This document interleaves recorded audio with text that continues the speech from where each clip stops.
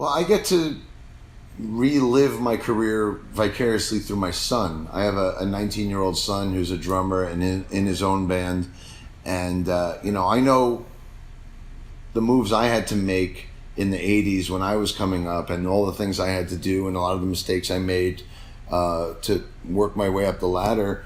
I don't regret any of them. They were all part of the learning process for me, and they were all part of how I evolved. But my son is following in my steps, 30 years later. And I think he's able to learn from a lot of the things I went through. And it's a different world, like the way I had to do it 30 years ago. He's got to do it very differently these days for all the reasons that we're talking about here. It's just a completely different world. The internet is the biggest part of it. And like I've already said, the internet has had its pros and its cons.